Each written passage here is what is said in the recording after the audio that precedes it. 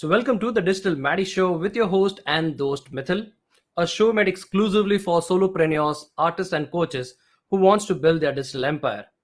With 15 plus years of business experience, I cover topics on personal branding, content creation, and digital marketing on this show and invite many experts who share the same passion like mine. Today, we have an amazing guest on our show. Let me just introduce him first. His name is David Edwards, and he has worked his way through school, eventually achieving a BA in business and MBA in healthcare administration. He served mostly lower income people on three continents over the last 35 years and is similar with the challenges and the unfair of life. In 2018, while working with doctors, dentists, counselors, and community health workers, he had an epiphany. The core challenge most people have is to generate the personal drive to direct their own life, enduring principles to guide, and the most current science based tools to assess them through a bumpy and messy life. His first book, New You, New You, is an attempt to put in writing an easy to digest and implement guide that builds confidence, esteem, and self compassion in balance. So, without wasting much of our time, let's bring on to the stage none other than David. So, David, glad to have you here. Nice to be here. Thank you. Awesome, awesome. So, David, all the people who are listening to this episode, let's let them connect with you with your backstory. So, can you share your backstory with us? Well, as you noted, I've worked in healthcare in various roles for the last 35 years, which I kind of feel old sometimes when I say that. But um, mostly working at community health centers. In fact, I was working in a rural area at a community health center. And we had gone through quite an amazing journey. I was the CEO of the health center. We had a wonderful team of people, but despite being good people, these were passionate people. These were caring. These were smart people. But the organization struggled with the results that it created. So the healthcare outcomes were, intermittent. Their quality, as we measured it, was kind of a little high one day and a little low the next, inconsistent, let's say. The reputation in the community was, they struggled. They didn't have had a reputation as caring, but they didn't have a reputation as being well run, well managed, well led. And in fact, we'd had 8 CEOs in 8 years before I got there. So they had a lot of struggles, and they struggled, as you might think, financially as well. I was able to come in, and again, they were really good people, and provide some basic tools, if you will, right? So we began to be a little more structured. We began to focus our efforts. We introduced something that I call integrated strategic and financial planning. And this is a very simple, streamlined process where you go through strategic planning in a concentrated, fairly short way, but it's bottom up as well as top down. So it's very inclusive and it's very engaging. Excuse me. And I'll cut the story a little short, but over a period of about 4 years, we developed an organization that consistently provided the highest quality care in our region. I mean, always at the top. We were financially very successful. We had a fantastic reputation. People wanted to work with us. They wanted to partner with us. Frankly, they wanted to come to us to receive healthcare services. And we've done something that in America is very, very difficult and almost unheard of, is we focused on providing equal care regardless of your race. I'll just say it. And so we had a large Hispanic population in this area, a lot of Spanish speakers. And by the time I left, we had the same level of quality and outcomes, health outcomes, in our Hispanic population as in our Caucasian population, so which was the majority population. And I was very proud of that. Awesome, David. And what an amazing work. Like, it takes real courage to, walk that path and literally bring a lot of transformation and actually changing a lot of people's life. So thank you and kudos for that, David. Thank you. Awesome. All right, so let's go ahead and let's go deeper into about surrounding your book. So I wanted to ask this question. Like, first of all, I love the title. It's Knew You, Who Knew. So what was the inspiration uh, for the book? Well, while we were in this position as the CEO, and we were about 4.5 years in, we were in the enviable position to be building a new building. So we had our original health center, and we'd built some other locations, but the original health center, we'd outgrown it actually a lot long before I got there. In fact, my office was in a closet, and I gave up my closet in order to put a physician, or I think it was a dentist, so they could have a little office space.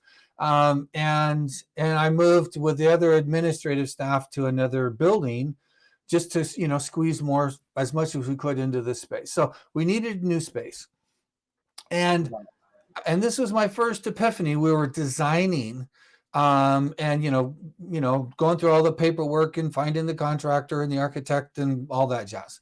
And I had this epiphany. I thought, we have a great team of people. We have a model of care that puts you at the center of care. You are, in fact, expected to be the captain of the care team. So, Miithyl, if you were a patient at our health center, you might come in and say, I need to go see the dental hygienist. I'd like to see a physician.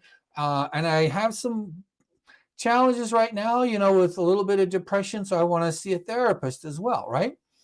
And maybe you wanted somebody to come by your home. So you needed a home visitor to make sure things were lined up there, to offer optimum health. So we had a team of various people, depending on what your needs are, that we flex around you, because you're the reason we exist.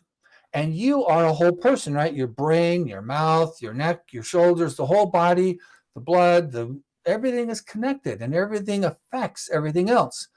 And so we really want you to be in charge of your own health. And we can kind of, by extension, say we want you to be the captain of your own life. Because these skills, which I didn't honestly even understand at the time, are universal. They're applicable to all domains of life. So it could be work as an entrepreneur. It could be at home as a parent, a father, or a mother. It could be as a spouse. It could be in education, right? All domains and areas of your life, these skills they're universal. And so I started just asking this question is, if we build a new building designed around this model of care where you're the center, you're the focus, but you're also the captain, but if we don't help you to fulfill that role more successfully, more effectively, then we will limit our effectiveness. And right, we didn't want to have limited, we wanted to have unlimited effectiveness. And so I started just asking the question. So I talked to the doctors and the dentists and therapists, the community health workers, the nurses, the social workers, the et cetera, et cetera.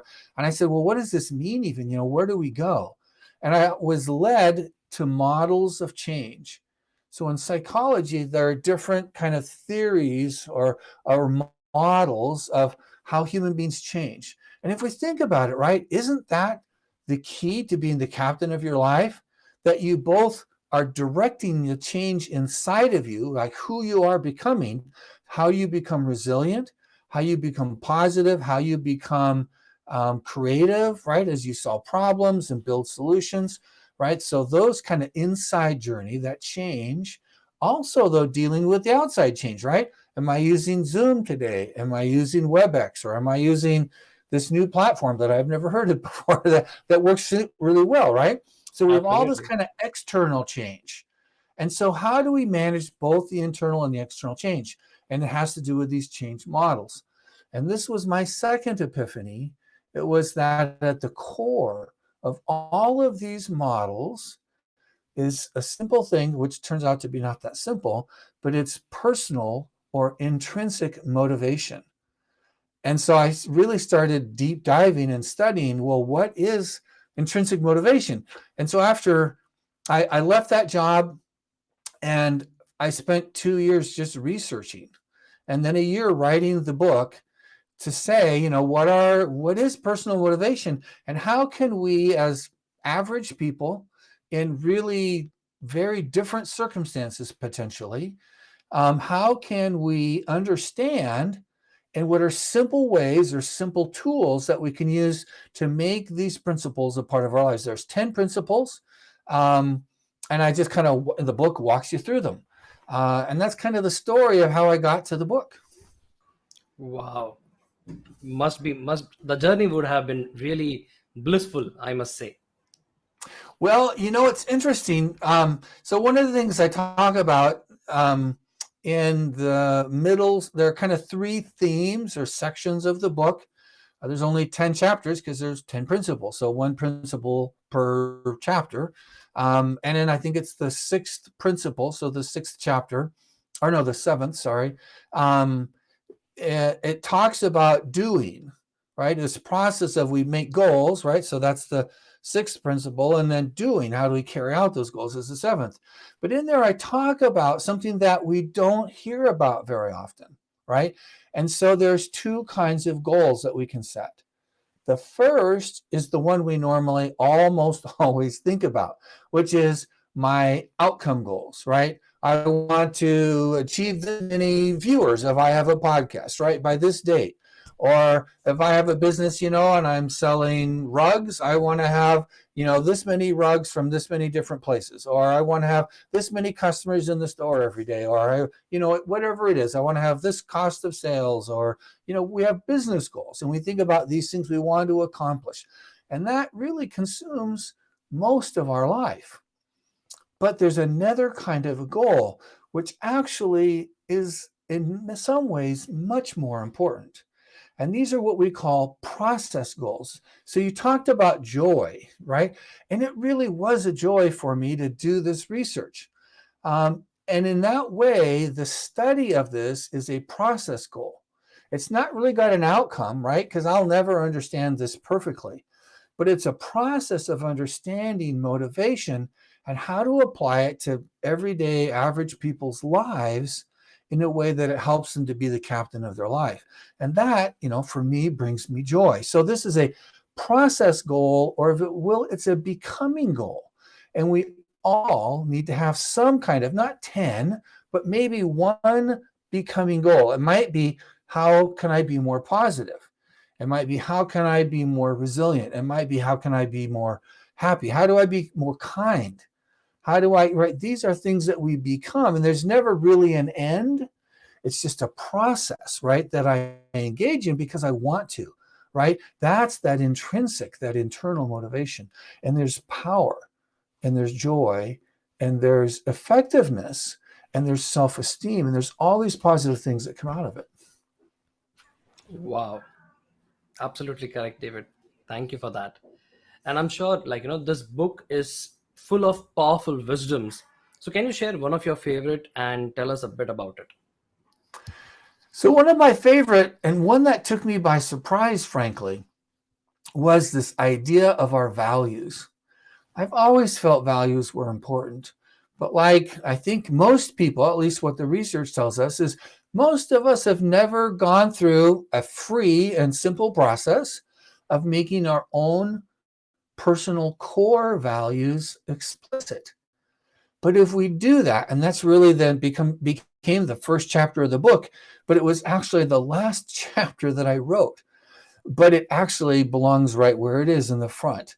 Because by establishing this core foundation of our personal values and making them explicit, we achieve something in this becoming process. I talked about that kind of a process goal or a becoming goal. It helps us to have more meaning in our life.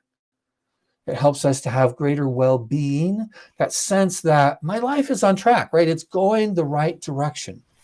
And I could be successful as an entrepreneur and be making good money, but still feel like my life isn't on track, right? It's just this nagging kind of gnawing feeling. And it's often because we're not living consistent with our values, and we've never made to make our values explicit to understand, what's going on. And so you have well-being. We have more focus, actually. Maybe we struggle with focus. Having your values explicit will help you with focus, and it helps you connect with other people better. It's really amazing. The benefits are super powerful.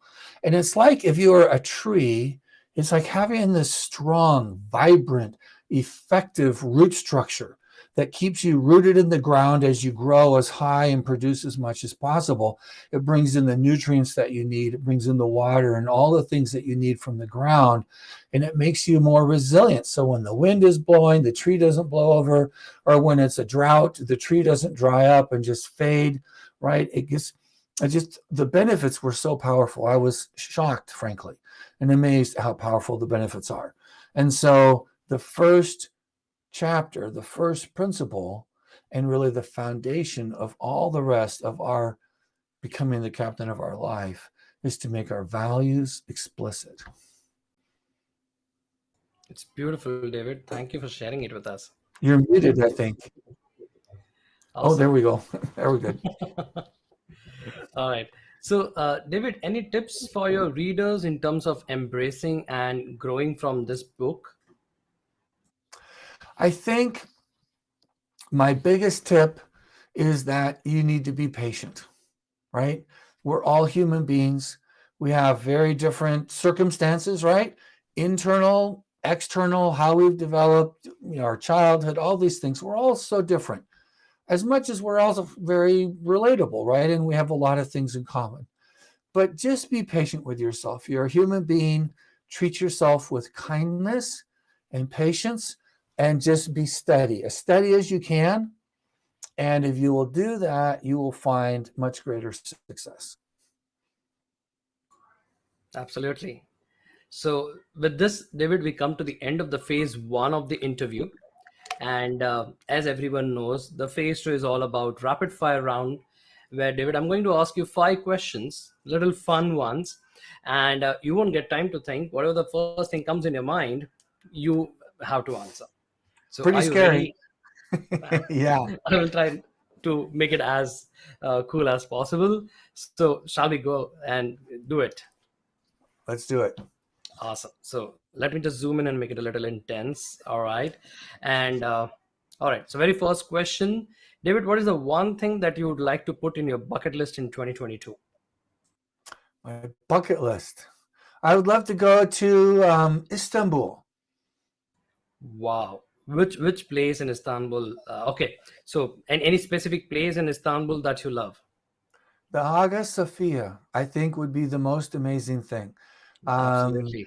it is such a center. For thousands of years, we have all of these cultures and their history there. I can think of no place equivalent to it. True, true, true. I totally agree. And that's one of my favorite place too. It's in my bucket list too, to visit Istanbul one, like, someday. Okay, so going ahead with the second question, who do you admire the most? Oh my gosh. Well, I am a Christian man, the Lord Jesus Christ. I mean, I find it impossible not to admire him as, in my faith, the only perfect being. So now he's not around, I mean, on earth. So if we had to pick somebody who's alive, let's say, um, he's dead. Um, Boy, that's a really hard question. You know, I think Jimmy Carter is still alive. Jimmy Carter was a president of the United States in the 1970s. True, true. And of all of the past presidents who are still alive, he did so much good with his life after he left the presidency. I think it speaks to his character and his living his values. I think he would be an amazing person to meet and just have a conversation with. Absolutely, David.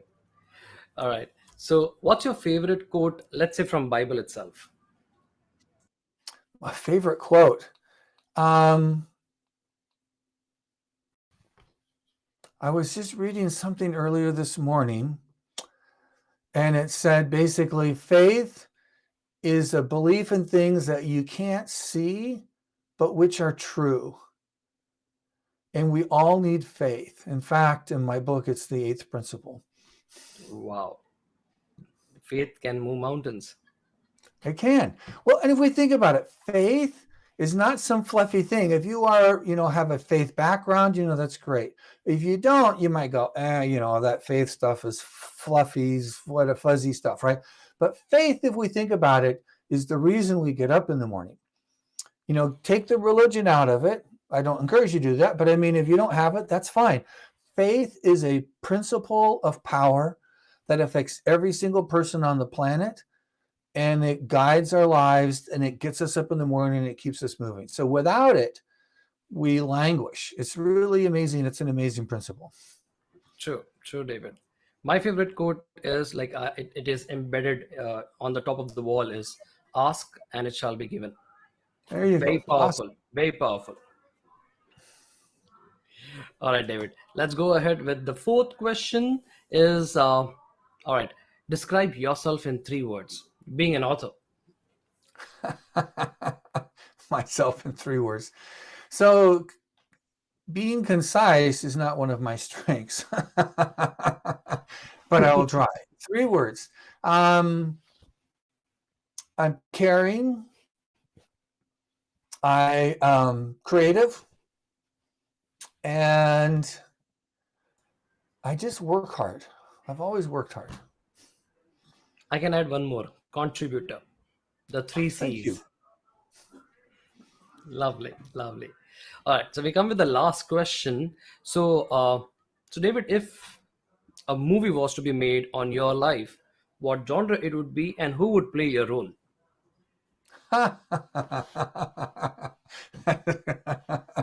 Oh my gosh. Genre.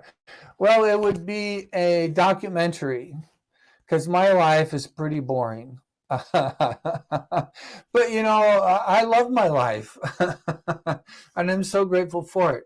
I've been married to one woman for 30. This year it'll be 37 years. Congratulations. We have 2 grown daughters. We've had all the normal dramas and challenges, I suppose.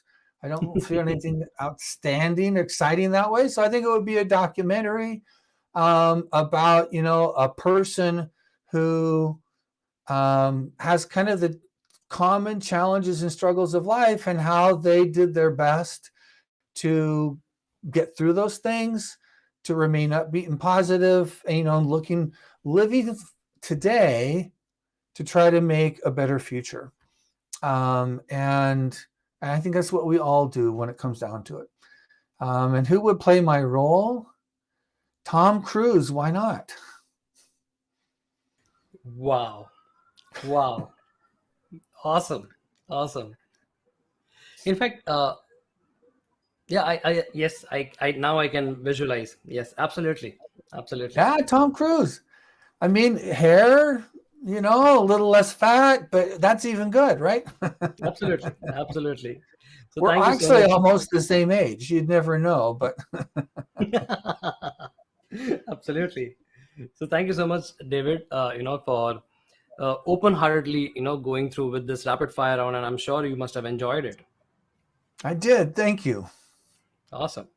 So, David, all the people who are listening to this episode, if they want to connect with you and want to know more about the book and many other things, how can they do that?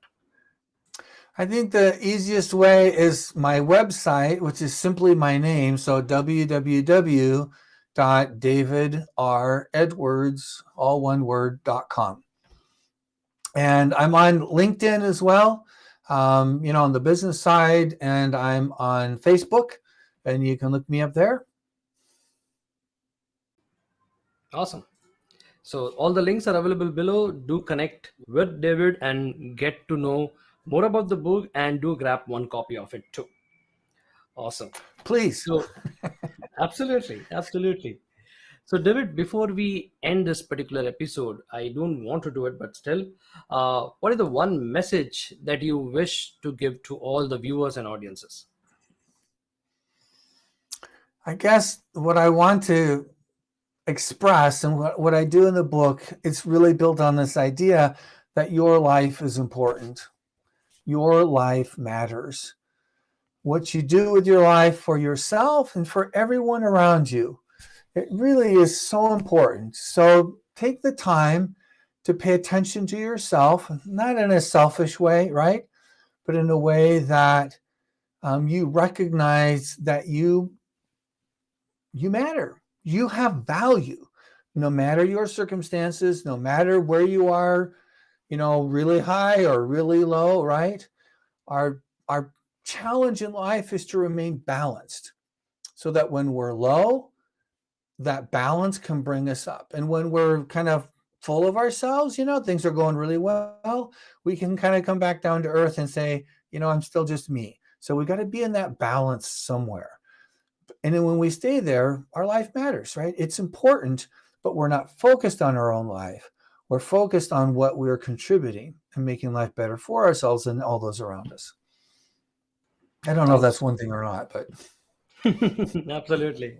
Thank you so much, David, for taking out your valuable time and sharing, the entire journey, your life story, and many other aspects related to the book. Thank you so much, David. thank you. So you have just listened to the Digital Maddie Show with your host Mithil. Thank you so much for listening to our show and giving so much love.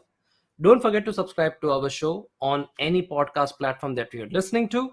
And if you're watching this on YouTube, don't forget to hit the subscribe button. So this is Mithil signing off along with David at this moment. Until next time, meet you soon with another guest and their exciting story. But until then, keep rocking, stay safe, and don't forget to keep creating content. Ciao.